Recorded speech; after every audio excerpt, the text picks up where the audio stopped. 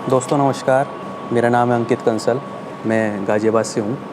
दोस्तों मैं ये आज फ़िल्में यूट्यूब पे डाल रहा हूँ। एक-एक करके हर हफ़्ते एक फ़िल्म मैं डाला करूँगा और मेरा आपसे प्रॉमिस है कि मैं आपको बोर नहीं होने दूँगा।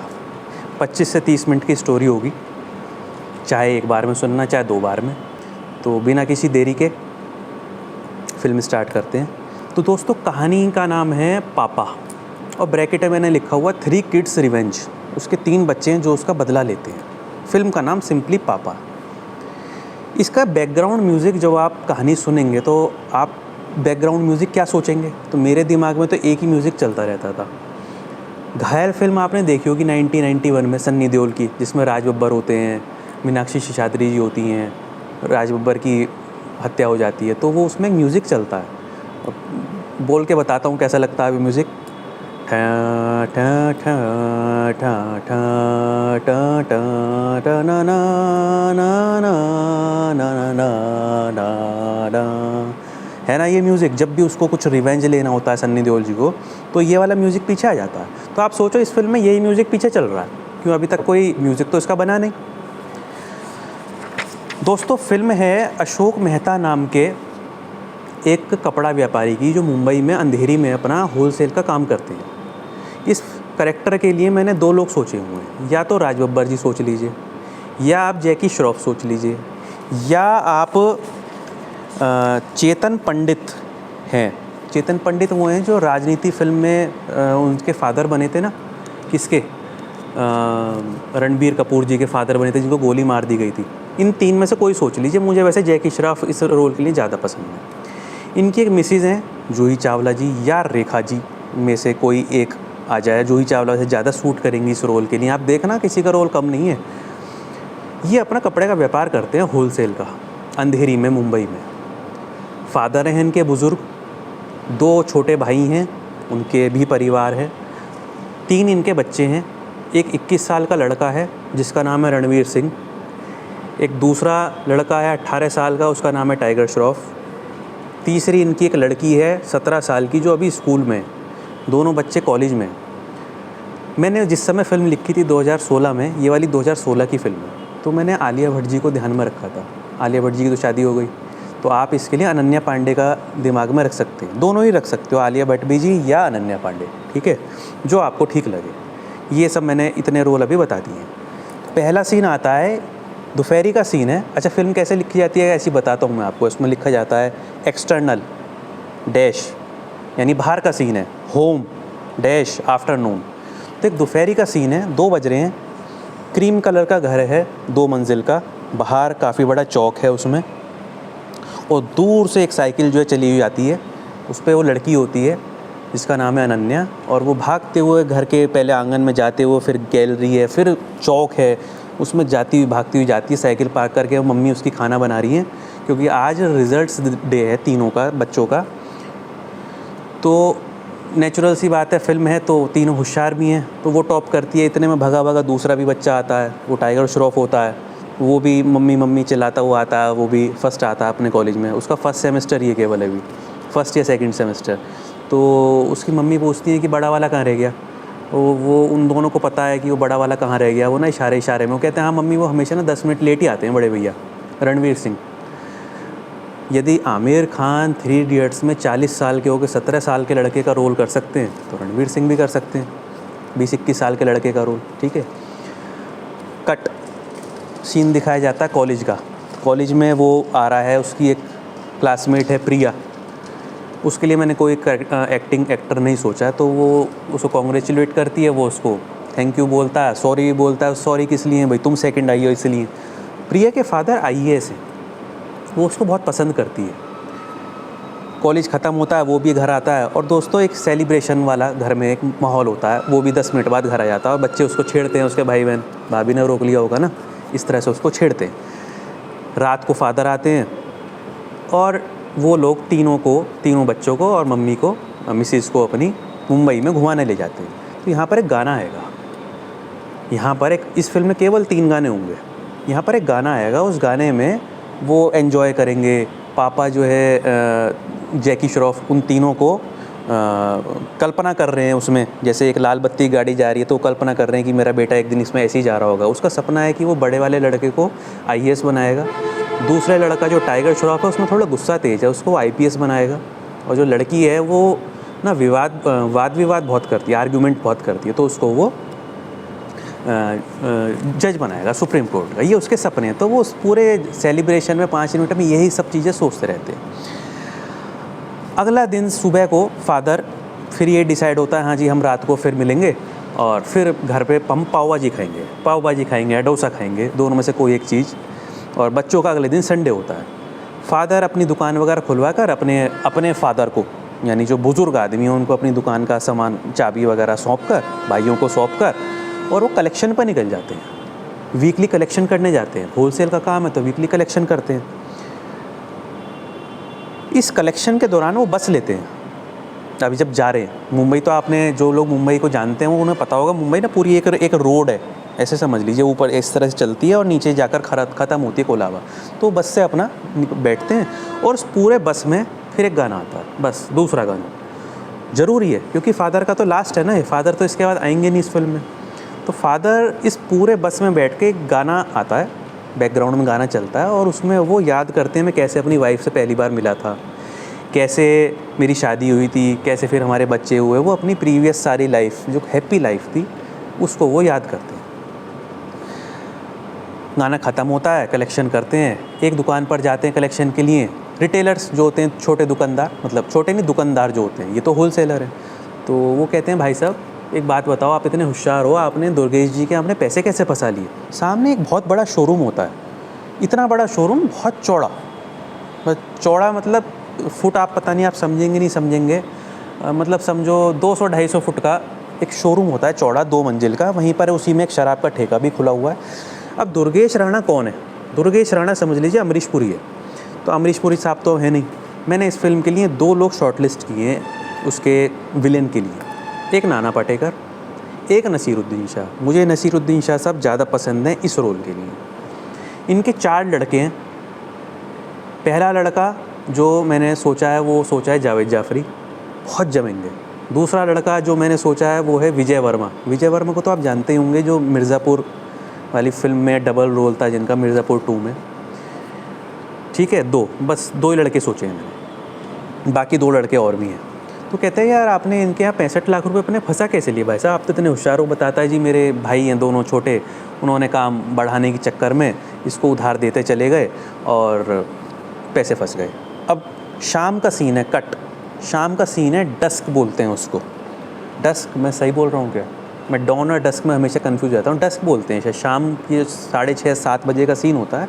वो अपनी कलेक्शन करके वापस जा रहे हैं। जाते समय वो शोरूम के सामने से पास हो रहे हैं, तो वहाँ का एक सेल्समैन भगा आता है। वो कहता है अरे साहब आपने तो हमें माल ही देना बंद कर दिया। दुर्गेश साहब आपको याद कर रहे थे, कह रहे थे आपका हिसाब भी करना है और आपका माल तो आते ही बिक जाता था। अब उसको लगता है यार बच्चे भी बड़े हो रहे हैं और मेरे को बुला रहे हैं, शायद आज मेरे पैसे मुझे मिल जाएंगे। जाने से वो डरता था। तो कहता है ठीक है, वो कहाँ है? वो कह रहे हैं पीछे ही ड्राइंग रूम में बैठे हैं अपने। अब सुनिए, ये हमें एक सेट ऐसा लगाना है, फ्रंट पे तो शोरूम है 200-250 फुट चौड़ा, उसी में एक तरफ शराब का ठेका है उन्हीं लोगों का, ठीक है, और शोरूम के बीचों बीच एक रोड जा रही है उन्हीं की घर के लिए, अंदर गली कह दो जिसमें से ट्रक चला जाए। उसमें पार होने के बाद फिर बहुत बड़ा एक गार्डन है और गार्डन के पीछे घर है। समझ गए आप कैसे? जैसे पुराने लोगों के, बड़े चौधरी लोगों के घर होते हैं ना, ऐसा वो एक मकान है। तो कहता है मुझे पता है रास्ता कहाँ पे है। वो पीछे जाता है ड्राइंग रूम में। वहाँ ड्राइंग रूम में दुर्गेश राणा, 4 उसके लड़के और उनके पास एक व्यापारी होता है। ये अभी आए नहीं है वहाँ तक, ये आवाज़ सुन रहे हैं बाहर से। तो वो आदमी कहता है भाई साहब जब मैंने आपको शेयर बाज़ार में डिफरेंस के सारे पैसे दिए तो अब मेरे पैसे निकल रहे हैं, मुझे भी दो। वो मना करता है कि अभी मैं पैसे नहीं दूंगा। बेईमानी है, दुर्गेश राणा तो विलेन है। तो वो उनको धमकी देता है कि यदि आप मेरे पैसे नहीं दोगे तो मैं CBI ED में आपकी शिकायत करूँगा, सेबी में शिकायत करूँगा कि आप झूठी बुक चलाते हो, शेयर बाज़ार की बुक चलाते हो। वो ये सुनकर दुर्गेश राणा में एक बारी रखी होती है। मैं एक एक चीज़ आपको बता रहा हूँ, बारी बहुत ज़रूरी है इस फिल्म के लिए, सीन ये सब। बारी क्या होती है? जिससे ना ईंट खोदते हैं, बहुत बड़ी, इतनी बड़ी लोहे की एक बारी होती है। तो बारी लेके उसके सिर में मारता है इतने में, और पीछे से उसके जो बच्चा होता है लड़का, जावेद, बड़ा वाला जावेद जाफ़री, वो उसका गला घोट देता है किसी कपड़े से। वो मर जाता है। शोर मचता है, चीख की आवाज़ आती है। अब बाहर तो शोरूम है, उसके पास आवाज़ जाएगी कैसे। अशोक मेहता जी ये सीन देख लेते हैं, डर जाते हैं और बैठते हैं। वो कहते हैं कि नहीं मैंने कुछ नहीं देखा, और पैसों की बात होती है कि भाई साहब मुझे तो ऐसे पता लगा आप मेरे पैसे देने वाले, इसलिए मैं आ गया था। नसीरुद्दीन शाह साहब कहते हैं, या विलेन कहते हैं कि पैसों की तो कोई बात नहीं अशोक जी, मेरे यहाँ तो काम करना पड़ेगा तो पैसे लगाने ही पड़ेंगे, लेकिन आज आपने ये देखकर ये अच्छा नहीं करो। कैसे? मैं किसी से कुछ नहीं कहूँगा। बोले मैं ये कच्चा काम नहीं करता, मैं अपने पैसे एक सारे दे सकता हूँ चाहे किसी को, या अपने पैसे छोड़ सकता हूँ, मैं सबूत नहीं छोड़ता किसी के पास। बस बारी से फिर उसके सिर पे भी वो वार करते हैं, सिर भी पिचक जाता है, उसका पिचका हुआ दिखाया जाएगा, और उसको भी मर्डर कर दिया जाता है। वो पीछे से जावेद जाफरी गला घोट देता है। वो तो पहली बार बारी से ही ख़त्म हो जाते हैं। अब रात का 7 बजे का समय, आंधी आ रही है, और दुर्गेश राणा, विलेन का नाम दुर्गेश, जो है अपने सबसे चौथे लड़के से कहता है, जो मैंने सोचा नहीं है कौन एक्टर होगा, तो वो अपने लड़के से कहता है कि इसके अकाउंट में तुरंत 10 लाख रुपए RTGS करो और मैं लाश दोनों ठिकाने लगा के आता हूँ। तो वो जूट बैग लेते हैं, बड़ी बड़ी बोरियाँ लेते हैं, दोनों लाशों को भरते हैं अलग अलग बोरियों में। एक उनका लॉयल ड्राइवर होगा, करेक्टर है, एक ड्राइवर, मैंने सोचा नहीं है कौन एक्टर होगा, और गाड़ी में डिक्की में डाल के ये जाते हैं। और मुंबई के नॉर्थ में एक नदी है, तो उसको एक काल्पनिक नाम दे दो, वैसे तो क्या नाम नदी है उसका पता नहीं, काली नदी कह दो। तो उस काली नदी में वो दोनों लाशें रात को 7 बजे डाल देते हैं। घर पर पैनिक होता है, आए नहीं, फादर नहीं आए, फादर नहीं आया, पाव भाजी कैसे खाएं। तो कोई भी रात में फादर का इंतज़ार करते रहते हैं, अब आए फादर, शायद आंधी आ गई होगी, फ़ोन नहीं मिल रहा। फ़ोन वो उठा के उसका किसी ट्रक में फेंक देते हैं। तो आपने फिल्मों में देखा होगा, वो ट्रक जा रहा है या बस जा रही है आगे तक, ठीक है, ताकि वो डाउट रहे कि ये कहाँ पर है। अब दोस्तों उनका बड़े ही इज्जतदार लोग थे, तो मार्केट में सुबह को बात खुलती है कि अरे तो घर पे पहुँचे ही नहीं है, तो पूरी मार्केट बंद रहती है। सुबह को कोई भी दुकानदार दुकान नहीं खोलता, होता है ना, कपड़ा, पूरी कपड़ा मार्केट होती है, कोई दुकान नहीं खोलता, सब लोग घर आ जाते हैं। और पुलिस में एक समय के बाद शिकायत करते हैं। अब भी उन्हें लगता है अब भी आ जाएं, अब भी पापा आ जाएं, या अब भी जो है अशोक मेहता जी आ जाएं, वो आते नहीं हैं। आखिरकार 11 बजे वो लोग पुलिस को जो है एप्लीकेशन देते हैं। पुलिस फ़ोन सर्विलेंस पे लगाती है। अच्छा, पुलिस को दुर्गेश राणा फ़ोन कर देता है, 5 पुलिस वाले उससे मिले हुए हैं, उसी खाते हैं, उसी के ठेके पे शराब पीते हैं, उससे रिश्वत लेते हैं, उससे गलत कामों में। तो एक इंस्पेक्टर, 2 सब इंस्पेक्टर, 2 हवलदार, 5 लोग हैं। इनका भी बाद में मर्डर होना है इस फिल्म में। तो दोस्तों पुलिस वालों को पहली खबर मिल जाती है, तो वो फ़ोन लगाते हैं सर्विलेंस पे, जी वो तो वहाँ पर है, हो सकता है अपनी मर्जी से कहीं पर गए हुए हों वहाँ पर। शाम होते होते 5 बजे जब नहीं कुछ सुराग मिलता, तो ये लोग, इतनी हाय तौबा मस्ती है, इतने जो दुकानदार होते हैं, ये पूरी मार्केट बंद कर देते हैं, मतलब और भी, और आसपास की भी। और प्रेशर इतना बढ़ता है, मीडिया आ जाती है कि कमिश्नर को इन्वॉल्व होना पड़ता। कमिश्नर छोटा सा गेस्ट रोल है, मैंने इस फिल्म के लिए अनुपम खेर को साहब को सोचा है कमिश्नर, अच्छे लगेंगे।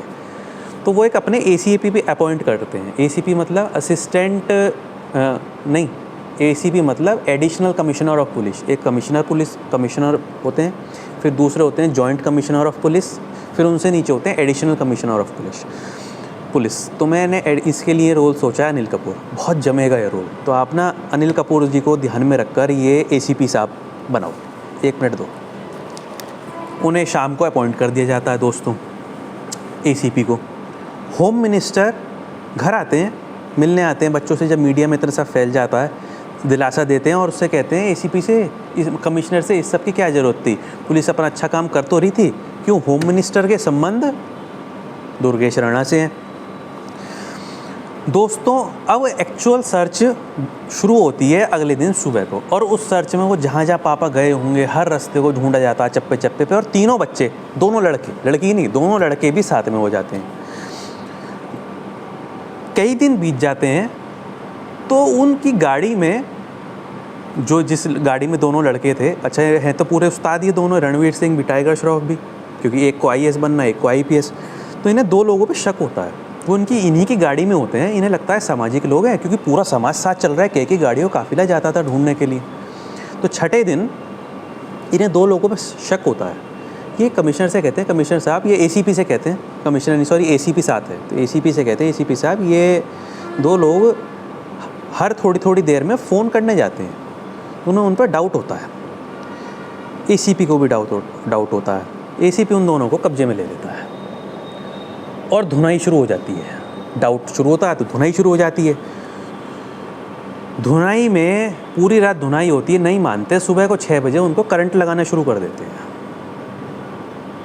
और जैसे ही उनके करंट लगता है, इलेक्ट्रिक करंट, वो सब बोल जाते हैं कि जी हमने उनको मारा, हमने, वो अपना नाम लेते हैं, हमने मारा, ऐसे ऐसे मारा, उस दिन हमें लालच आ गया था, उनके पास शायद पैसे होंगे और हमने उनकी नदी को, उनकी लाश को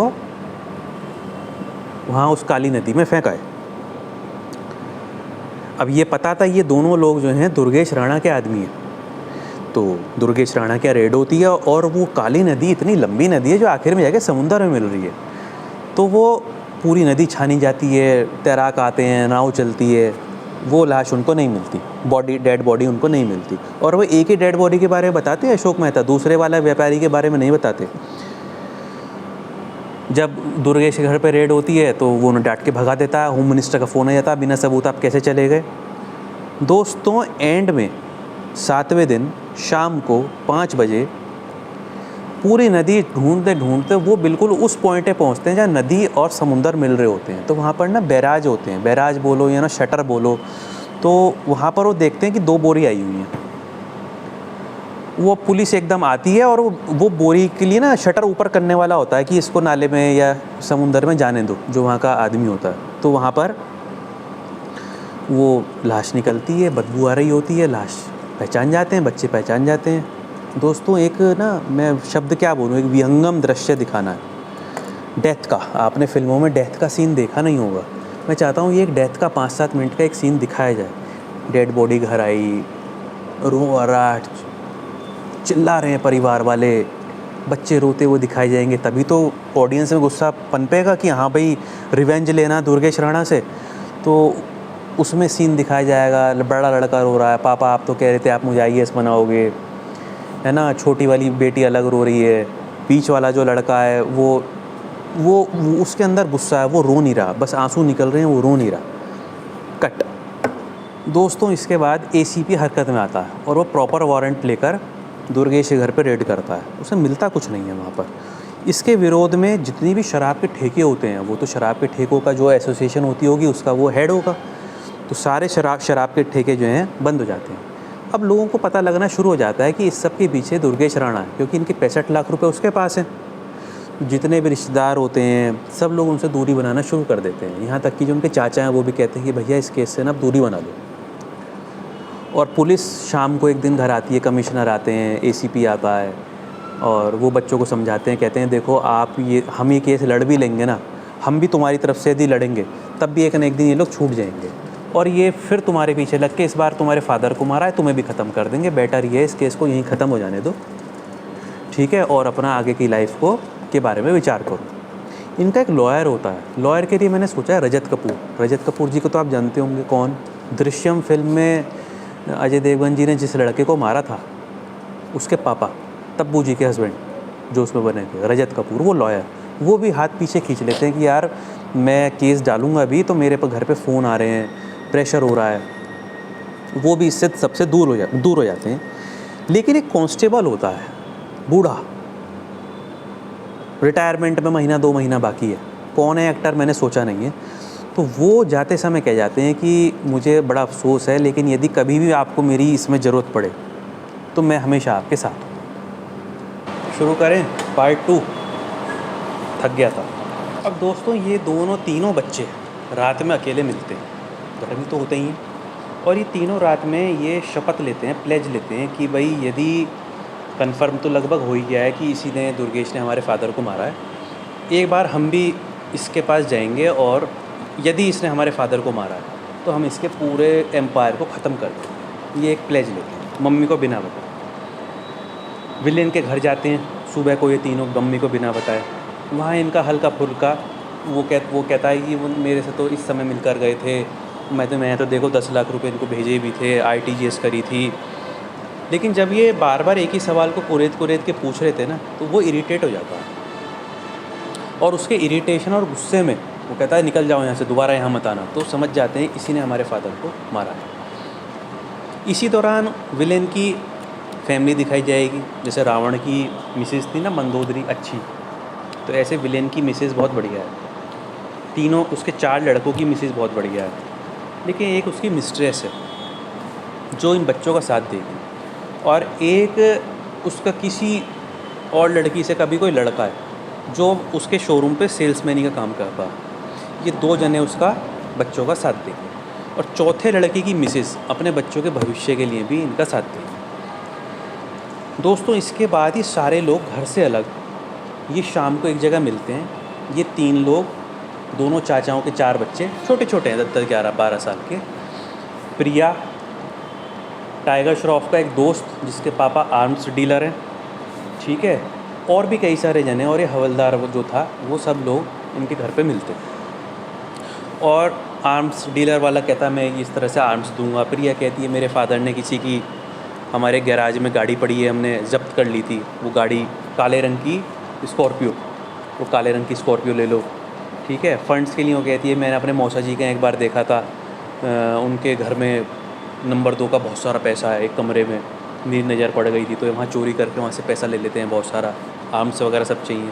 और दोस्तों आर्म्स भी ऐसे दिखाए जाएंगे जैसे तहलका फिल्म में नहीं थी, बहुत सारी गनी गन और बंदूक ही बंदूक, हथगोले, टाइम बॉम्ब, ये सब इसमें दिखाया जाएगा, ठीक है। इसके बाद दोस्तों ये सब तैयारी के बाद ये अपने मम्मी का आशीर्वाद लेगा और ये कहे कि मम्मी हमारे ना ऐसे ऐसे एग्ज़ाम्स हैं, असाइनमेंट है, घर का माहौल ख़राब है, घर में रहेंगे तो हम डिस्टर्ब रहेंगे, तो हमें आप आशीर्वाद दो, हम 15-20 दिन बाद आएंगे। और ये आपस में कसम ये खाते हैं कि 13वीं होने नहीं देंगे फादर की, उससे पहले इसको ख़त्म कर देंगे।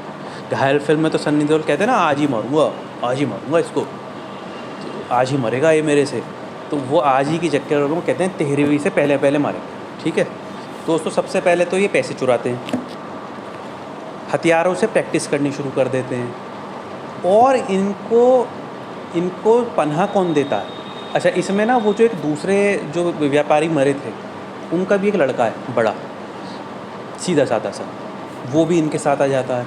लेकिन ये तीनों कहते हैं फ्रंट पे हम 3 जने रहेंगे, तुम लोग पीछे रहोगे, बैकग्राउंड में रहोगे, फ्रंट सीन पे नहीं हो। एक लेडी और है विडो, जिसके कभी हस्बैंड को इसी लेन देन के चक्कर में दुर्गेश राणा ने मार दिया था।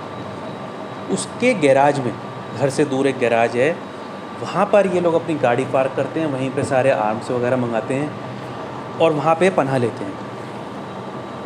जो आर्म्स वगैरह आते हैं दोस्तों उसकी प्रैक्टिस शुरू हो जाती है।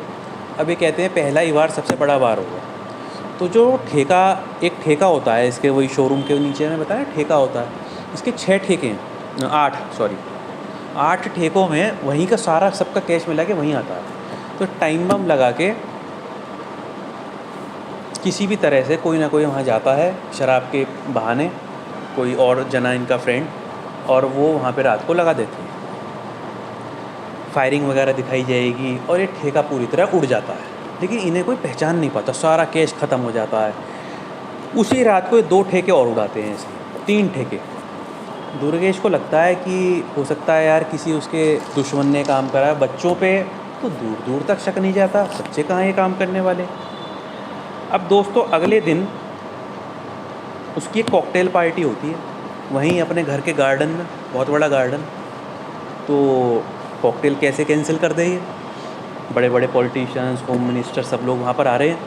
किसी तरह से इनको ने एक हवलदार पुरानी फायर ब्रिगेड देता है और फायर ब्रिगेड को भर लेते हैं, तैयार कर लेते हैं। फायर ब्रिगेड में तीनों बैठकर पूरे गन्स बम वगैरह से तैयार होकर ये उस कॉकटेल पार्टी को क्रैश कर देते हैं।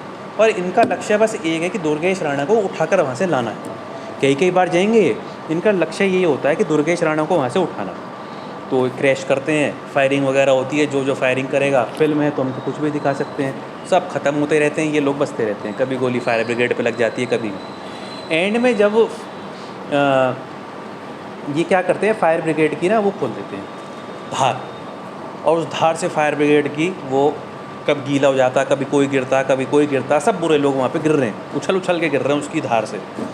ये किसी तरह से उसको पकड़ लेते हैं, गिरेवान उसका पकड़ लेते हैं, गाड़ी में बैठ जाते हैं और फायर ब्रिगेड वापसी टन टन टन टन करती हुई ये वापसी जाने के लिए तैयार हो जाती है। उसी दौरान उसका जो चौथा लड़का है वो वहाँ पे फिसल के गिर जाता है। फादर को बचाने के चक्कर में। फादर तो बच जाते हैं, ये फायर ब्रिगेड के नीचे से कुचल दिया जाता है। चौथे लड़के का फ्यूनरल होता है। अब ये लोग समझ जाते हैं, सब लोग, पूरी दुनिया, की ये जो तीनों ठेकों पे आग लगी, ब्लास्ट हुआ और घर में घुसे तो बच्चे थे। तो बच्चे पुलिस को बताते हैं, होम मिनिस्टर पैनिक में होता है, पुलिस पैनिक में हो जाती है, हर कोई पैनिक में हो जाता है।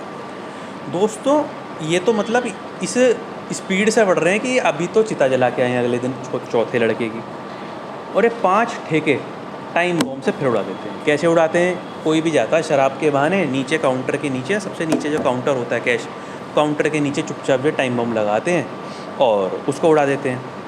ये सब दोस्तों एक ही रात में होता है, 5 ठेके उड़ जाते हैं। नेक्स्ट नाइट इसके 6 पेट्रोल पंप हैं। अब 6 पेट्रोल पंप पे मैं ज़्यादा डिटेल में नहीं बताऊंगा, शॉर्ट में करके बताऊंगा, लंबी हो रही है वीडियो। तो ड्रोन्स के ज़रिए ना ये इसकी सबकी छतों पे ये बॉम्ब रख देते हैं, और जब रात CCTV भी सेट कर देते हैं, जब रात में पता लगता है कोई नहीं है वहाँ पर, तब ये सारे पेट्रोल पंप उड़ा देते हैं इनके। 3 इसके बाहर होते हैं, बाहर में अपनी स्कॉर्पियो घुसाकर वहाँ पर सबको गोली मार कर, जो लोग होते हैं इसके अपने आदमी, वहाँ का सारा कैश उठाकर, मतलब इसको बुरी तरह ख़त्म कर देते हैं। अब मीडिया में बात आती है, लोग इनको सपोर्ट करते हैं कि हाँ भाई ये लोग जो कर रहे हैं अच्छा कर रहे हैं। चाचा बंटवारे के लिए कहते हैं मम्मी से, तो मम्मी कहती है ठीक है जी, जब मेरे हस्बैंड ही नहीं रहा, बच्चे इस राह पर निकल गए, तो आप भी छोड़ कर चले जाओ मेरे को।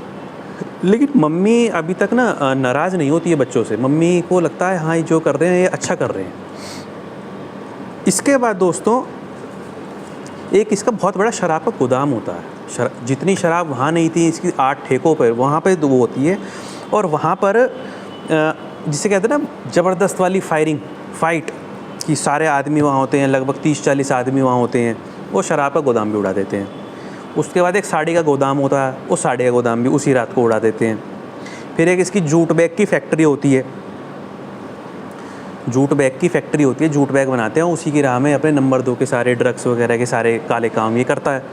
वहाँ इसका जो दूसरा लड़का है विजय वर्मा, वहाँ पे वो मारा जाता है फायरिंग में, और ये अपनी ब्लैक स्कॉर्पियो लेकर आते हैं, उसी में बुलेट प्रूफ, अच्छा वो बुलेट प्रूफ इनकी वो है, बुलेट प्रूफ इसलिए कभी किसी क्रिमिनल की गाड़ी जब्त कर ली होगी प्रिया के पापा ने, IAS ने, तो दूसरा लड़का वहाँ मारा जाता है, उसका फ्यूनरल होता है। अब दुर्गेश कहता है कि हम ना गोल्ड बनाते हैं, गोल्ड बनाने का भी इसका काम है। गोल्ड बनाने से मतलब गोल्ड की ज्वेलरी, बड़े बड़े लोगों की, बड़े बड़े जो मिनिस्टर्स होते हैं उनका नंबर 2 का जो सोना होता है, तो कहता है गोल्ड को शिफ्ट कराओ। गोल्ड शिफ्ट करा रहे होते हैं ट्रकों में, वो लूट जाता है, ये वो भी लूट लेते हैं। एंड में दोस्तों जो इसका साड़ी का शोरूम है, ये लड़के बच्चे जो हैं उसमें आग लगा देते हैं। और तीसरा लड़का जो होता है, चौथा तो पहले मर गया फायर ब्रिगेड में, दूसरा लड़का अब मर गया जूट बैग में विजय वर्मा, तीसरा लड़का जो है वो उस साड़ी के गोदाम को बचाने में वो वहाँ के ब्लास्ट में ख़त्म हो जाता है। और साड़ी का शोरूम ऐसे दिखाना है हमें जलाते हुए जैसे लंका जल रही हो। पीछे तो घर है, घर बच गया, ठेका पहले जल चुका, वो जो सारा शोरूम था उसका 250 फुट चौड़ा, वो ऐसे जलते हुए दिखाना है जैसे लंका जल रही हो। इसके बाद बड़ा लड़का बचा केवल। इसके बाद नंबर किसका आता है? वो जो 2 सब इंस्पेक्टर थे, वो अपने घर जा रहे होते हैं 1-2 दिन बाद या अगले दिन, उनका पेट्रोल पंप पे गोली मार के हत्या कर देते हैं, इंस्पेक्टर की हत्या कर देते हैं। बाकी बचे 2 हवलदार या वो भी सब इंस्पेक्टर, वो घर पे छुट्टी ले लेते हैं, उनकी जानकारी वो हवलदार दे देता है जो इनकी हेल्प कर रहा है, घर में घुस के उसको मार देते हैं। जब ये इतनी सारी किलिंग हो रही हैं और 100 से ज़्यादा लोग मर चुके अब तक, तो ACP जो है अनिल कपूर जी, वो इनकी मम्मी को अरेस्ट कर लेते हैं कि सरेंडर करो, और वीडियो रिलीज़ करते हैं कि देखो, वीडियो अपील करते हैं आ जाओ, नहीं तो हमने आपकी मम्मी को अरेस्ट कर दिया है। बदले में ये ACP की पूरी फैमिली अरेस्ट कर लेते हैं, बच्चे तीनों, पूरी की पूरी फैमिली, मिसेज़, पापा, मम्मी, रिटायर्ड पापा मम्मी है ना, मिसेज़ हो गई, 2 बच्चे हो गए, पूरी फैमिली कब्जा लेते हैं। उसे उसकी मम्मी को रिलीज़ करना पड़ता है, घुटनों के बल माफ़ी मांगनी पड़ती है वीडियो में कि हाँ मम्मी जिम्मेदार नहीं है, भाई लड़ाई हमसे है तो हमसे लड़ो, तो वो बच्चों से वीडियो में माफ़ी मांगता है। बहुत जल्दी सुना रहा हूँ, 10 मिनट में ख़त्म कर दूँगा फ्रेंड्स में, ठीक है। अब दुर्गेश कहता है कि मेरा इतना नुकसान हो चुका है, इसका एक तरीका है इस नुकसान को भरपाई करने का, और उसकी सुरक्षा उड़ा दो। ये अपने सारे आदमी, ये नकली स्टाम्प बनाने की इसकी एक फैक्ट्री है। इस तेल की था ना, इतने बड़े स्तर पे तो नहीं, लेकिन ये स्टैम्प बनाता है, छापता है। तो इसका बड़ा लड़का जावेद जाफ़री और ये वहाँ पर होते हैं, प्रिंटिंग डबल कर देते हैं, डबल ट्रिपल, की सारा ये नुकसान यहीं से पूरा करेंगे। और ये लड़के फिर वहाँ पहुँच जाते हैं। अच्छा, जितने भी बार ये अटैक करते हैं ना, हर बार ये दुर्गेश राणा को किडनैप करने की कोशिश करते हैं। तो ये स्टाम्प गोडाउन की उस पर ही पहुँच जाते हैं, स्टाम्प वाली फैक्ट्री पे। वहाँ फायरिंग होती है, बड़ा लड़का वहाँ मारा जाता है। अपने लड़के को अपने सामने मरता हुआ देखता है दुर्गेश को फिर कैप्चर करने की कोशिश करते हैं, लेकिन ड्राइवर इसका इसे भगा कर ले जाता है। जब केवल अब ये बचा है, उसी रात को ये अपनी मम्मी से मिलने जाते हैं चोरी चोरी। मैंने कहा था ना, इस फिल्म में 3 गाने होंगे, तो तीसरा गाना मम्मी के साथ वहाँ गाते हैं कि मम्मी हमारे फैमिली को क्या हो गया, मतलब जो कुछ भी वो गाना गाते हैं। जैसे अमिताभ बच्चन गाते हैं ना, देख सकता हूँ मैं सब कुछ होते हुए, नहीं देख सकता मैं तुझे रोते हुए, इस तरह का गाना ये वहाँ गाते हैं। अब मम्मी इनसे बस एक बात कहती है कि तुमने मुझे, जो तुम कर रहे हो रहा तो गलत है, लेकिन हालात ने ऐसा करने पे मजबूर कर दिया। मैं तुम्हारे साथ हूँ, लेकिन मेरी एक तुमसे वो है रिक्वेस्ट कि विलेन को मैं मारूंगी, दुर्गेश को, वो काम मुझे करने देना। वो कहते हैं ठीक है। तो दोस्तों, ये वहाँ से रात में ही निकल जाते हैं। और जैसे ये तो निकलते हैं, एसीपी को पता लग जाता है, क्योंकि अभी तो वहाँ पर स्टाम्प फैक्ट्री पे आग वाग लगी है, लड़का मर गया है। तो एसीपी और पुलिस जो है पूरे घर को घेराबंदी कर लेती है। घर आते हैं, आए थे क्या, वो तो वहाँ मिलते ही नहीं हो, तो मतलब पहले ही जा चुके होते हैं। रात में ही दोस्तों इन तीनों बच्चों की मीटिंग होती है आपस में। ये कहते हैं कि भाई दुर्गेश को अभी मारना है 2-3 दिन के अंदर, 13वीं से पहले, वरना अभी यहाँ से भाग जाएगा। इसे मारने के लिए एक तरीका है, इसको यदि ये साबित कर दिया जाए, विश्वास दिला दिया जाए कि तू सेफ केवल घर पर नहीं, पुलिस के पास है, बाहर है, कहीं भी सेफ है, तब हम इसको बाहर मार सकते हैं। घर में तो मारना अब इसको मुश्किल है। सुबह इनकी मीटिंग होती है, हवलदार आते हैं, पूरा ग्रुप मिलता है इनका, बच्चे वगैरह, प्रिया, सब आर्म्स डीलर, बहुत बड़ा ग्रुप है इनका, होंगे उसमें 12-14 जने। हवलदार को बताते हैं, और ये हवलदार को बताते हैं, कहते हैं ठीक है। तो ये वीडियो रिलीज़ करता है सुबह सुबह सोशल मीडिया पे कि इसको मैं आज ही मारूंगा, घर में आज या कल मारूंगा, घर में घुसकर मारूंगा इसको मैं।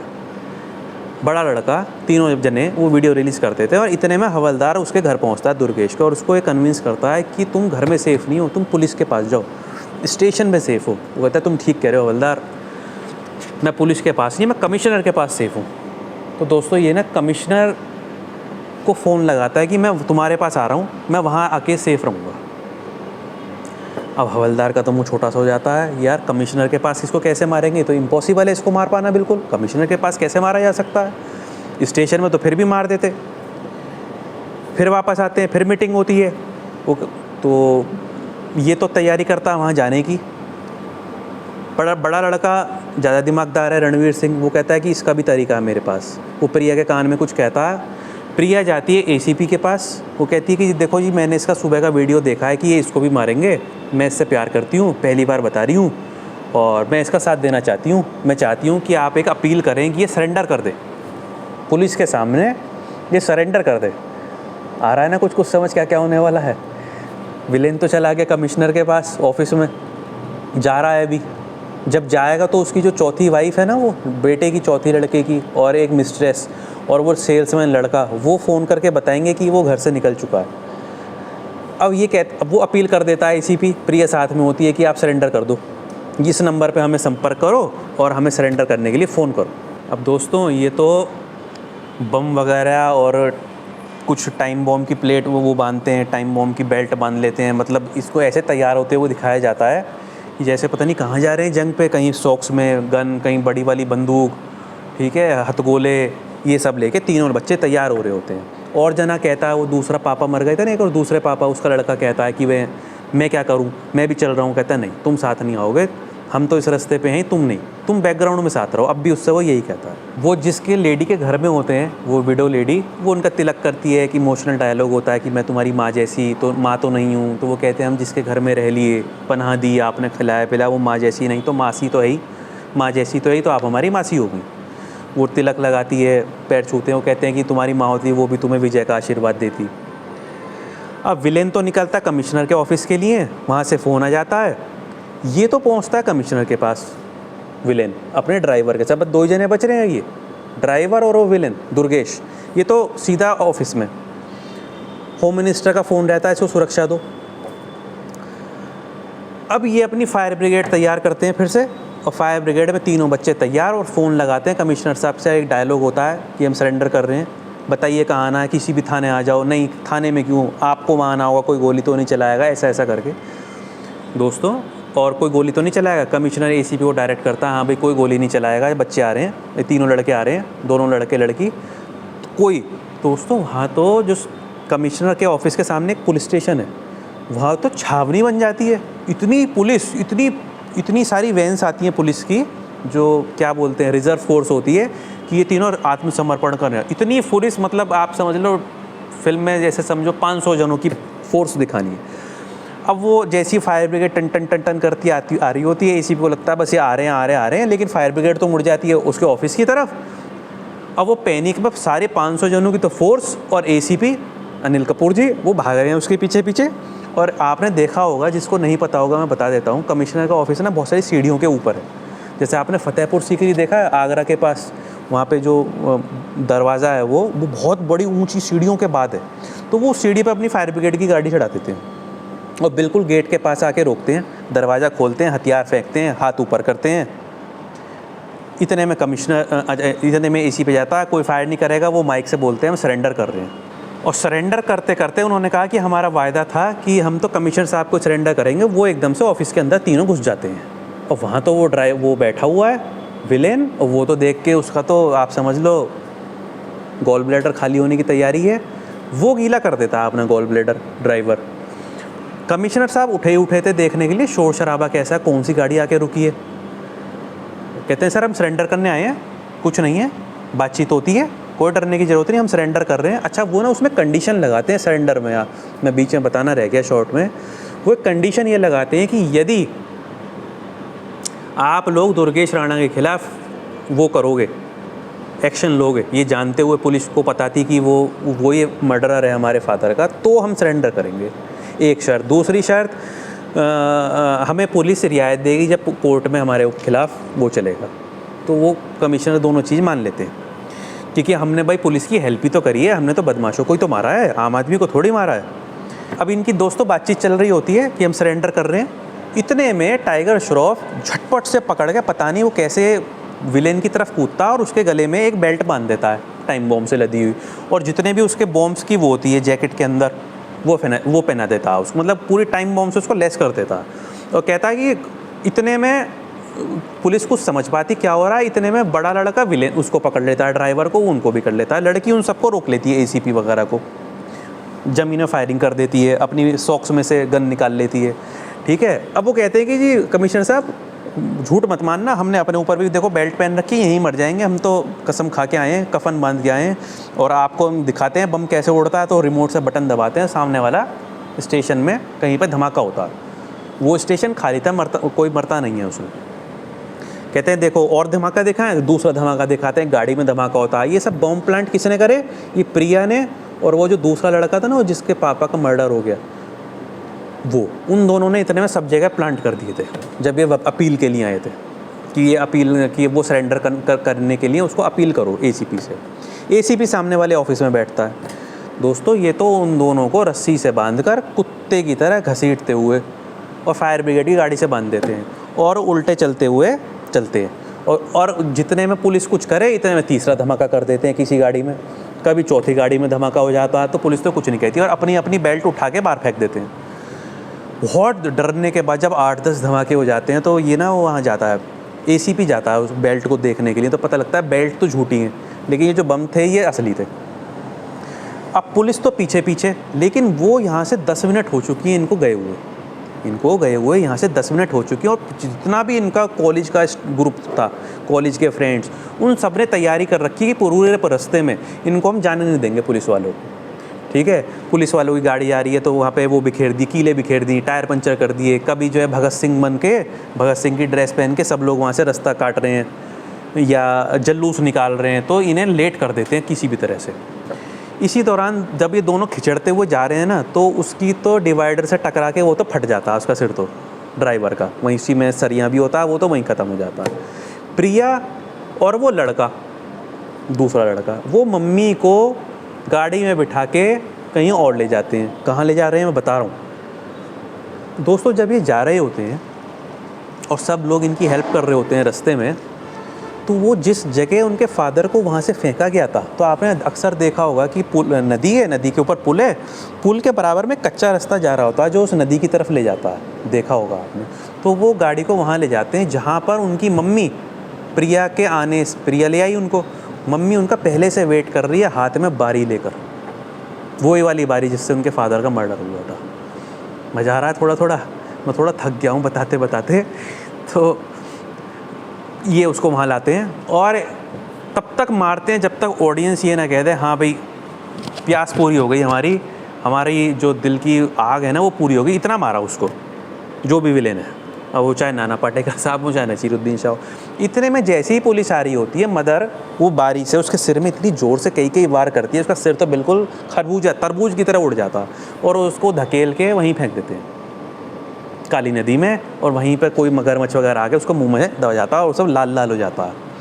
ठीक है, बच्चे तीनों बारी अपनी हाथ में ले लेते हैं, पुलिस को सरेंडर कर देते हैं। और फ्रेंड्स, जैसे ही पुलिस की जीप्स वहाँ आनी शुरू होती हैं सायरन बजाती हुई और एसीपी उनको लीड कर रहे हैं, तो वो उनके पीछे पीछे सोसाइटी के लोग भी अपनी अपनी गाड़ियों में वहाँ पर आ रहे हैं, या पूरी की पूरी भीड़ वहाँ पर आ रही है, ताकि पुलिस वाले कुछ वहाँ पे गलत एक्शन बच्चों के खिलाफ ना ले लें, गोली वोली ना चला दें।